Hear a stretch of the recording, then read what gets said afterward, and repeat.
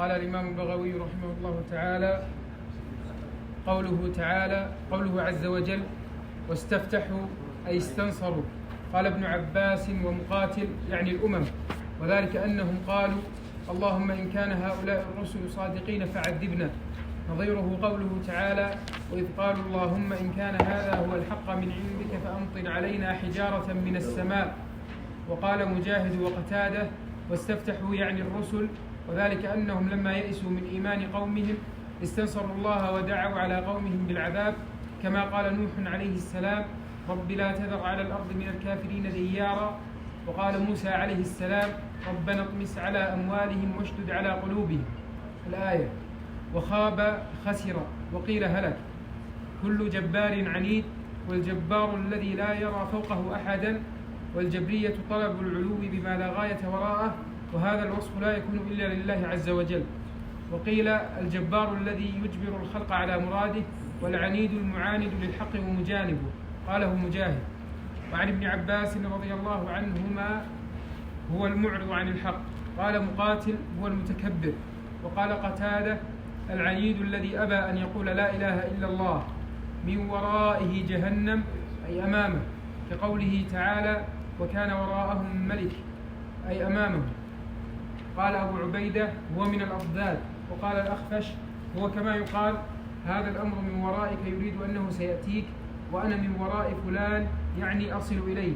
وقال مقاتل: ومن ورائه جهنم أي بعده، ويسقى من ماء صديد أي من ماء هو صديد، وهو ما يسيل من أبدان الكفار من القيح والدم. وقال محمد بن كعب: ما يسيل من فروج الزناه يسقاه الكفار، يتجرعه أي يتحساه ويشربه لا بمرة واحدة بل جرعة جرعة لمرارته وحرارته، ولا يكاد يسيغه، ويكاد صلة أي لا يسيغه. قوله تعالى: لم يكد يراها أي لم يرها. قال ابن عباس رضي الله عنهما: لا يجيزه. وقيل معناه يكاد لا يسيغه ويسيغه فيغلي في جوفه. أخبرنا محمد بن عبد الله بن أبي توبة أخبرنا محمد بن أحمد بن الحارث أنبأنا محمد بن يعقوب الكسائي أخبرنا عبد الله بن محمود أخبرنا إبراهيم بن عبد الله الخلال حدثنا عبد الله بن مبارك عن صفوان بن عمرو عن عبيد الله بن بسر عن أبي أمامة رضي الله عنه عن النبي صلى الله عليه وسلم في قوله: ويسقى من ماء صديد يتجرعه، قال: يقرب إلى فيه فيتكرهه، فإذا أدني منه شوى وجهه ووقعت فروة رأسه، فإذا شربه قطع أمعاءه حتى يخرج من دبره. يقول الله عز وجل: وسقوا ماء حميما فقطع أمعاءهم. ويقول: وإن يستغيثوا يغاثوا بماء كالمهل يشوي الوجوه. وقوله عز وجل: ويأتيه الموت من كل مكان، يعني يجد هم الموت وألمه من كل مكان من أعضائه. قال إبراهيم التيمي: حتى من تحت كل شعرة من جسده.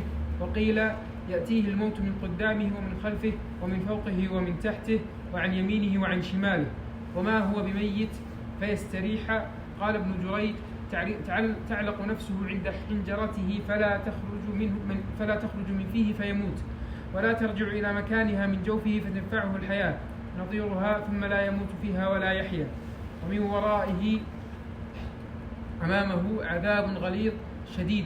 وقيل العذاب الغليظ الخلود في النار. مثل الذين كفروا بربهم أعمالهم، يعني أعمال الذين كفروا بربهم، كقوله تعالى: ويوم القيامة ترى الذين كذبوا على الله وجوههم مسودة، أي ترى وجوه الذين كذبوا على الله مسودة كرماد اشتدت به الريح في يوم عاصف. وصف اليوم بالعصوف، والعصوف من صفة الريح لأن الريح تكون فيها، كما يقال يوم حار ويوم بارد لأن الحر والبرد فيه. وقيل معناه في يوم عاصف الريح، فحذف الريح لأنها قد ذكرت من قبل. وهذا مثل ضربه الله لأعمال الكفار، يريد أنهم لا ينتفعون بأعمالهم التي عملوها في الدنيا لأنهم أشركوا فيها غير الله، كالرماد الذي ذرته الريح لا ينتفع به. فذلك قوله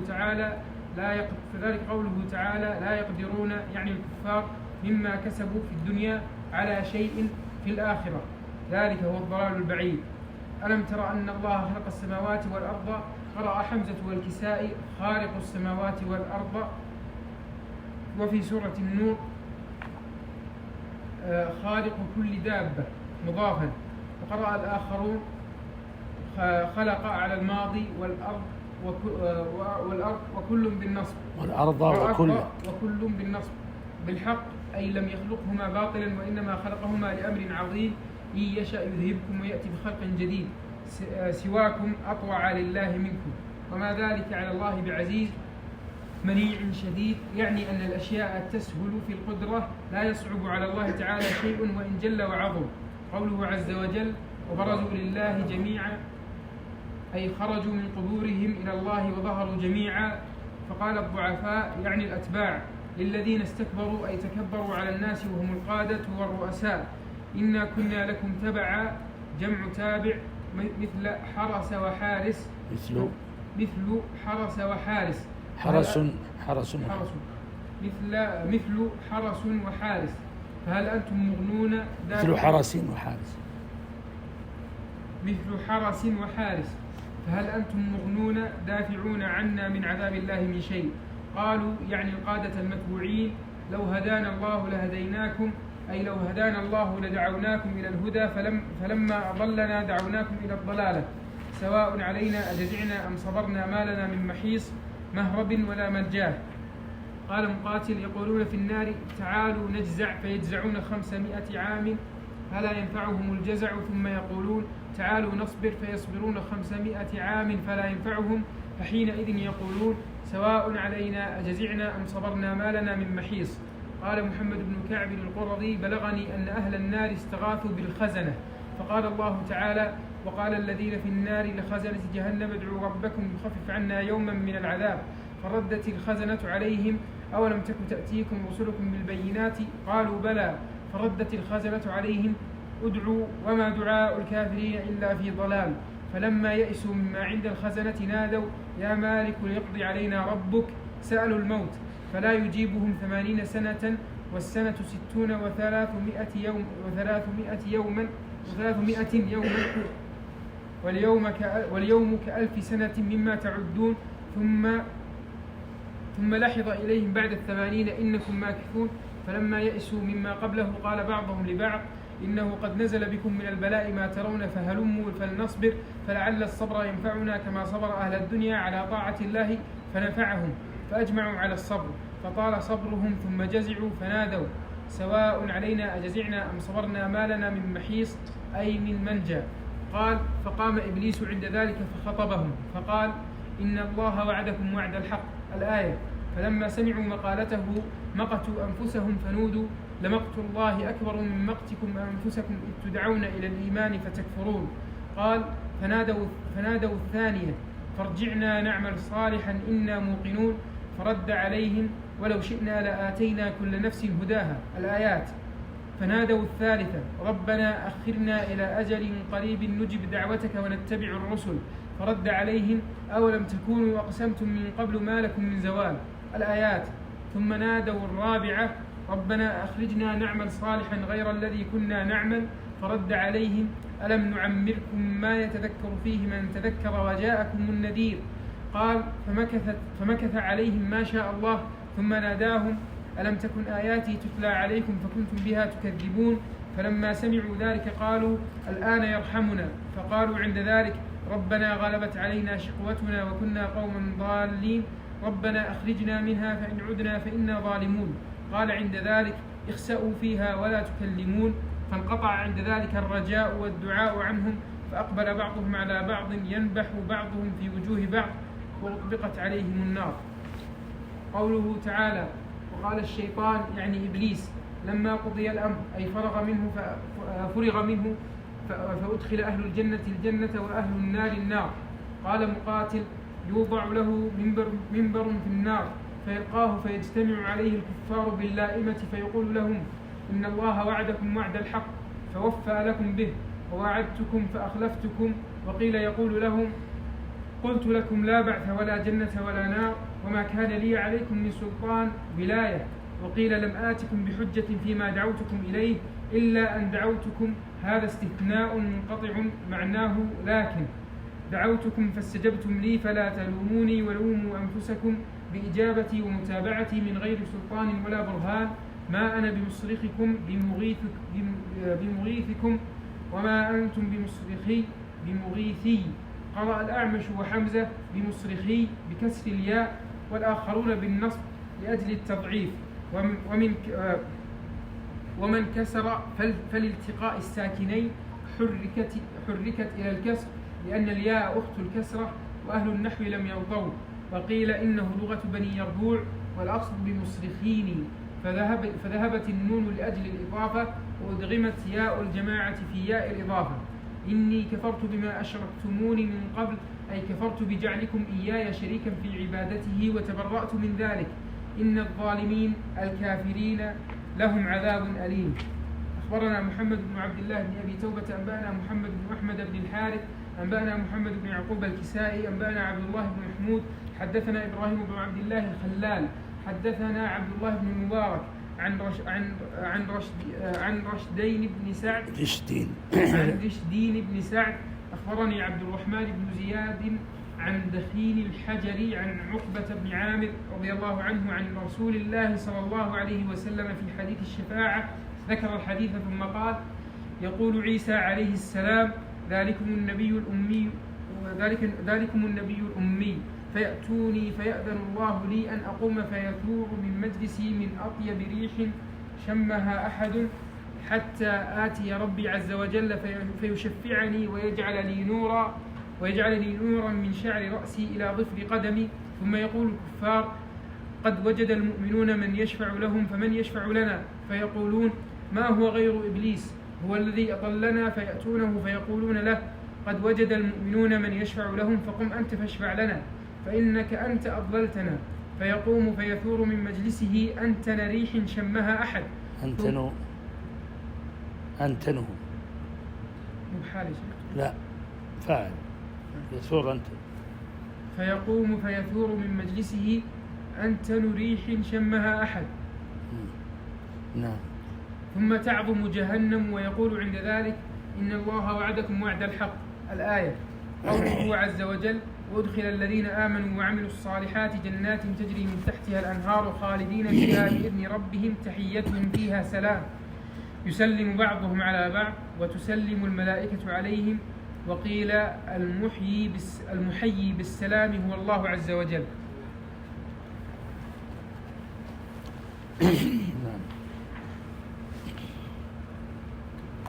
بسم الله الرحمن الرحيم. الحمد لله رب العالمين، صلى الله وسلم على نبينا محمد وعلى آله وصحبه أجمعين.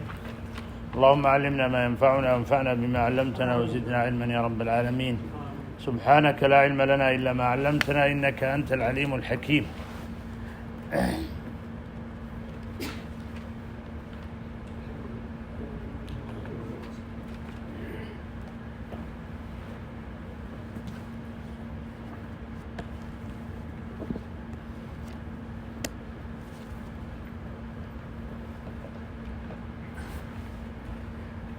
يقول الله عز وجل: واستفتحوا وخاب كل جبار عنيد من ورائه جهنم ويسقى من ماء صديد.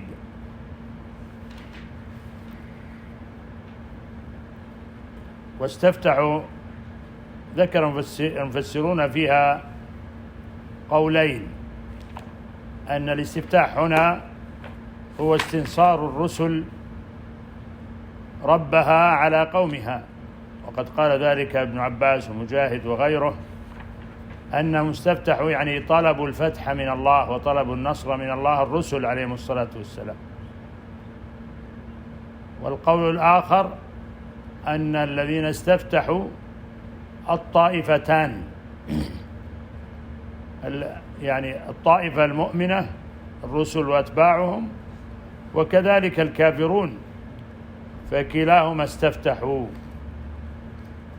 طلبوا يعني دعوا الله عز وجل.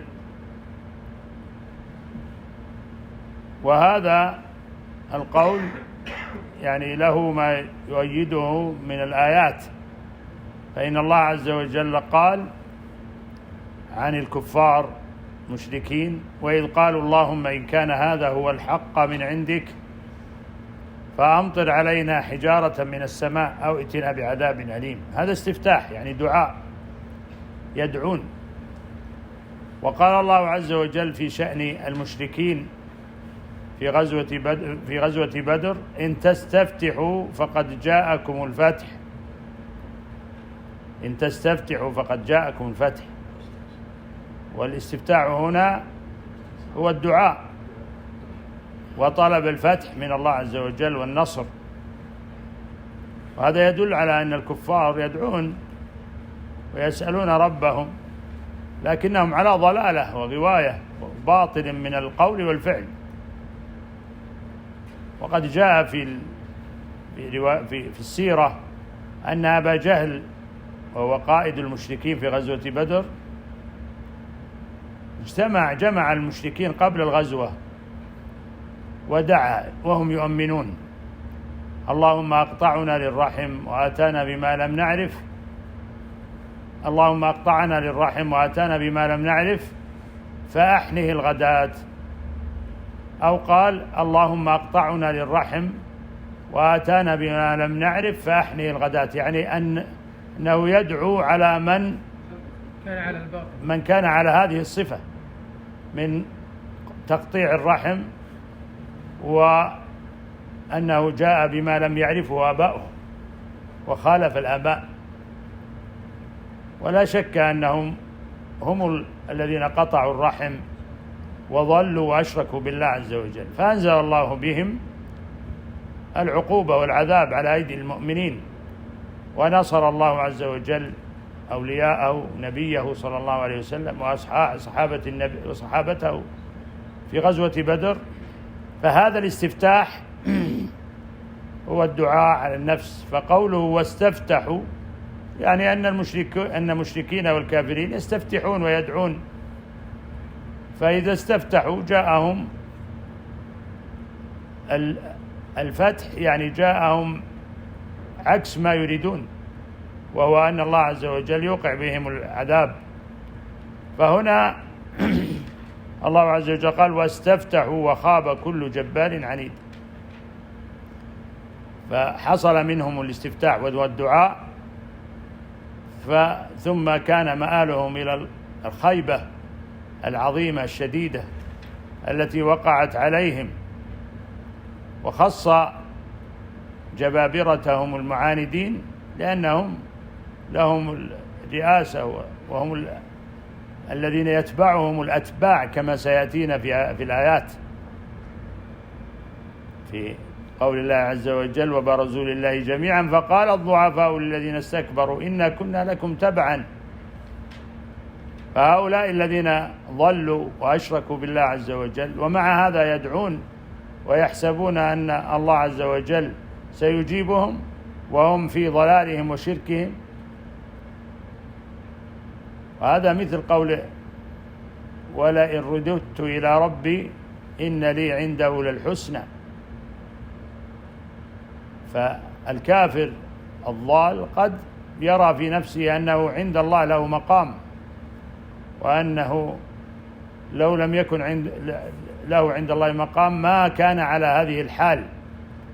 وهذا الذي يجعله الله عز وجل من تمكين الكافرين إنما هو استدراج لهم. لا يغرنك تقلب الذين كفروا في البلاد. فهذا لا يغر المؤمنين ولا يغر الذين يعلمون الحق، إن هذا متاع ثم قليل ثم مأواهم إلى جهنم. فهؤلاء الكفار استفتحوا وطلبوا الفتح من الله عز وجل، فجاءهم على عكس ما دعوا وطلبوا، كما جاء أبا جهل المعاند المشرك الصنديد من الصناديد الشرك والكفر الذي آذى النبي صلى الله عليه وسلم وآذى الصحابة وفعل الأفاعيل، فأتى الله به إلى مصرعه يأتي بقدميه وهو يفتخر ويبطر. فإنه لما الله عز وجل أخرج النبي صلى الله عليه وسلم من بيته بالحق كما أخبر في سورة الأنفال للذهاب إلى هذه القافلة ليغنم منها، لأن قريش كانت محاربة للنبي صلى الله عليه وسلم، فخرج النبي صلى الله عليه وسلم إلى ملاقاة هذه القافلة ليغنم منها. وهكذا فهم الصحابة، وأخبر النبي صلى الله عليه وسلم النبي أن قافلة لقريش قد أتت وإنا سنتعرض لها، فخرج النبي صلى الله عليه وسلم ومعه الصحابة. فلما علم أبو سفيان بخروج النبي صلى الله عليه وسلم أخذ طريقا غير الطريقة المعروفة، واجتهد في التخفي والهرب حتى سلم وسلمت قافلته، وكان حصيفا عاقلا، وأسلم بعد ذلك أبو سفيان رضي الله عنه. فأبو سفيان لما سلمت القافلة قال لقريش وقد استنجد بهم: ارجعوا، لا حاجة لخروجكم، وقد نجوت من محمد صلى الله عليه وسلم. قال أبو جهل: لا والله لا نرجع حتى نقدم بدرا فننحر الجزور ونشرب الخمور وتعزف علينا القيان، فلا تزال العرب تسمع بنا فتهابنا. ثم اجتمع في بدر، ذهب إلى بدر وجلس هناك ما يريد، تعزف عليه القيان وتنحر له الجزور ويشرب الخمر محادة لله ورسوله وبطرا ورئاء الناس، كما قال الله عز وجل في وصفهم.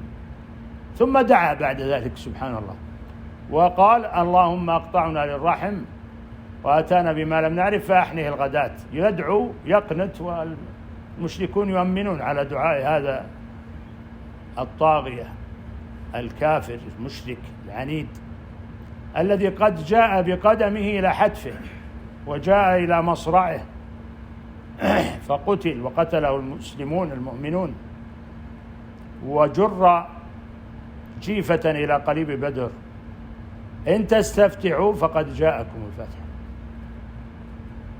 فالله عز وجل قال: إن تستفتحوا في سورة الأنفال فقد جاءكم الفتح. وكذلك هنا: واستفتحوا وخاب كل جبار عنيد. ومن الجبابرة العنيدين المشركون في بدر، قادتهم قتل منهم 70 على رأسهم أبو جهل. من ورائه جهنم ويسقى من ماء صديد، يعني أن هذا الذي دعا واستكبر وادعى أنه على الحق وأن الرسل على الباطل، وهي سبحان الله سنة واقعة.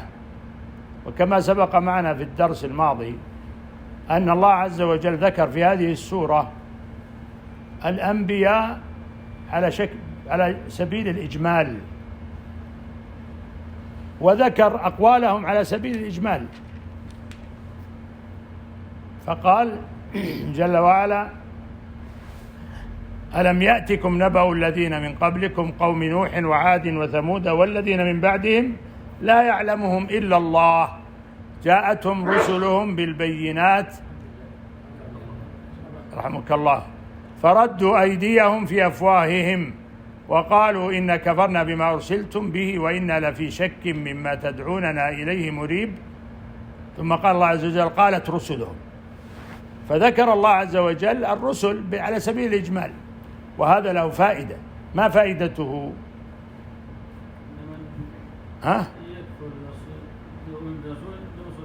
نعم، الذي يكفر بالرسول يكفر بالرسل جميعا. كذلك من الفوائد أن الله عز وجل جعل أحوال الرسل متقاربة متشابهة، ما يقال لك إلا ما قد قيل للرسل من قبلك. قل ما كنت بدعا من الرسل. فالله عز وجل جعل الرسل تتشابه أقوالهم وأفعالهم وما يواجهون به، فدعوتهم عليهم الصلاة والسلام دعوة واحدة، وهي دعوة التوحيد: وما أرسلنا من قبلك من رسول إلا نوحي إليه أنه لا إله إلا أنا فاعبدون. ثم تتشابه أيضا أحوال المرسل إليهم وأقوالهم، كما في هذه الآيات واستفتحوا وخاب كل جبار عنيد. فأبو جهل استفتح، وهؤلاء الكفار المشركون السابقون الذين واجهوا الرسل أيضا استفتحوا، فتشابهت قلوبهم كما قال الله عز وجل، وتشابهت أفعالهم وأقوالهم. هذه من الفوائد أن الله عز وجل ذكر في هذه السورة الرسل على سبيل الإجمال. قالت رسلهم أفي الله شك، يعني أن الرسل قولهم واحد،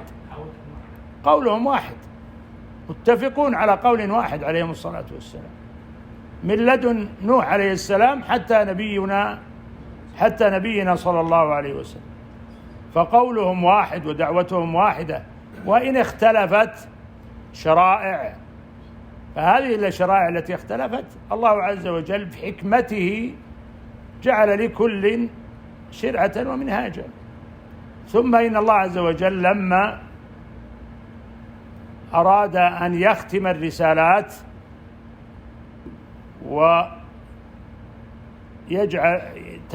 ينتهي الرسل بخاتمهم محمد صلى الله عليه وسلم، جعل هذه الرسالة، رسالة محمد صلى الله عليه وسلم التي هي دين الإسلام، دينا عاما للثقلين لجميع الأزمنة والأمكنة.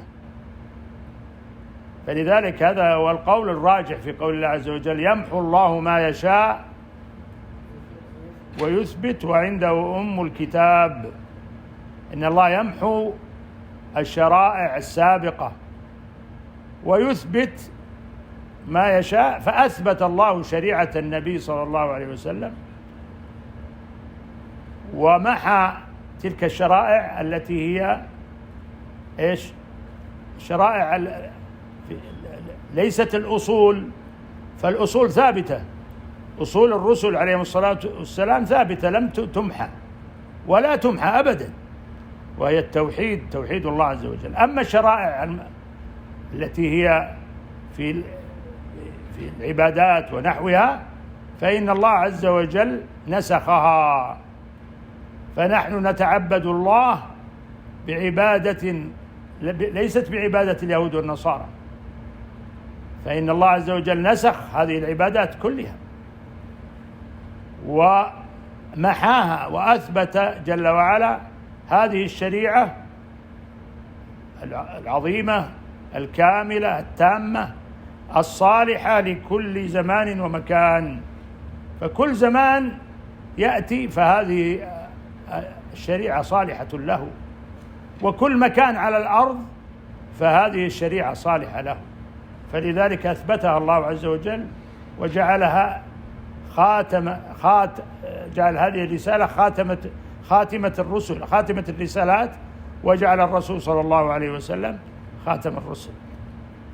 فهذه الفائدة العظيمة يجب أن ننتبه إليها، أن الله عز وجل لما ذكر الرسل على سبيل الإجمال وذكر ما واجه به الأقوام رسلهم، أيضا ذكروا على سبيل الإجمال، فتشابهت أقوالهم، وأيضا الرسل عليهم الصلاة والسلام كل دعوتهم واحدة.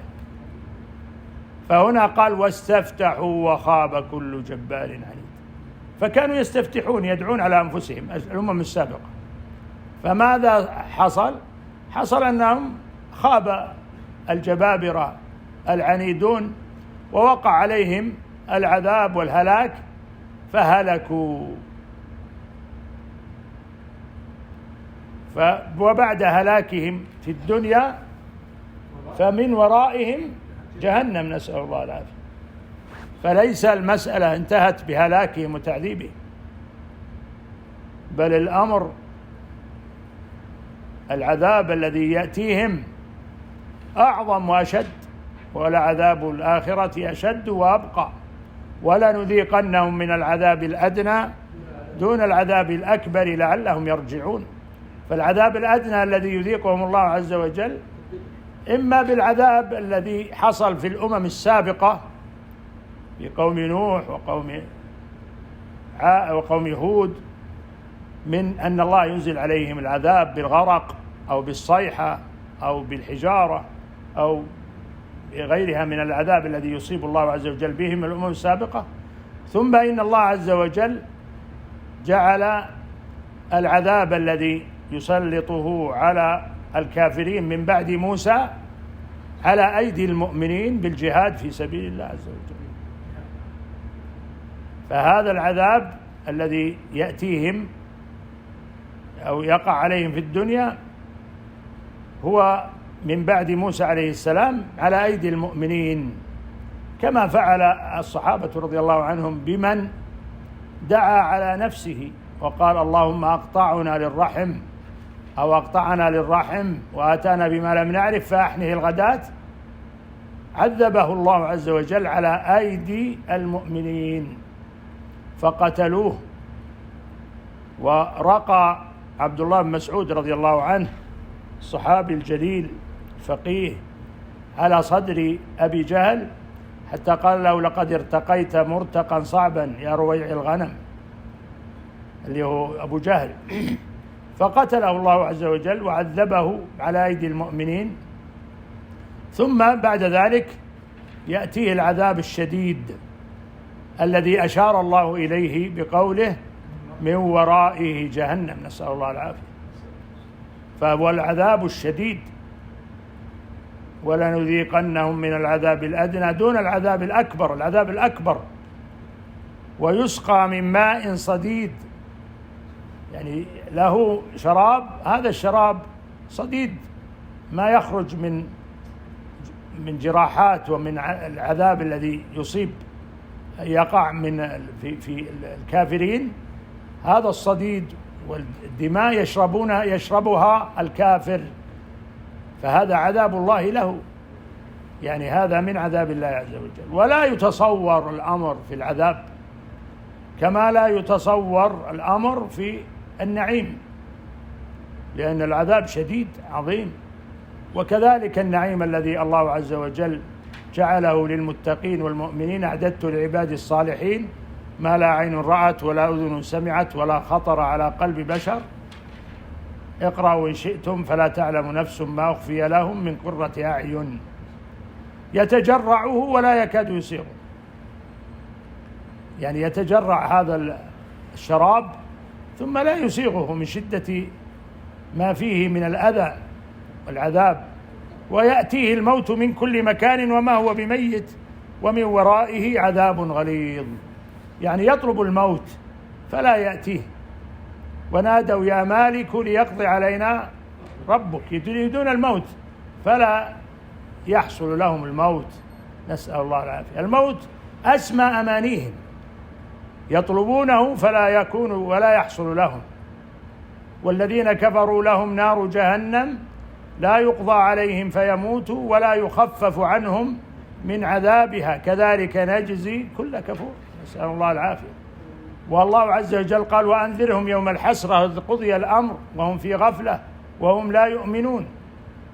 فيوم الحسرة جاء في تفسيره أن الله عز وجل عن النبي صلى الله عليه وسلم قال يؤتى بملك الموت على شكل كبش، فيدعى أهل الجنة وأهل النار إلى رؤيته فيقال أتعرفونه؟ فيقولون فيشرئبون للنظر إليه فيعرفونه وقد قبض أرواحهم، فيقول نعم، فيقولون نعم هذا الموت، يقول أهل الجنة هذا الموت، ويقول أهل النار هذا الموت، فيذبح بين الجنة والنار. ويقال لأهل الجنة خلود فلا موت، ويقال لأهل النار خلود فلا موت، فتعظم حسرة أهل النار، فإنها حسرة عظيمة، يعني أقصى ما يريدون الموت وقد ذبح خلاص ما في موت. فقال الله عز وجل، وهذا في الصحيح البخاري، قال الله عز وجل وأنذرهم يوم الحسرة إذ قضي الأمر وهم في غفلة وهم لا يؤمنون. فهذا يوم الحسرة، نسأل الله العافية. فالموت لا يحصل لهم وهم يريدونه. ونقف على قول الله عز وجل: مثل الذين كفروا بربهم والله أعلم. صلى الله وسلم على نبينا محمد.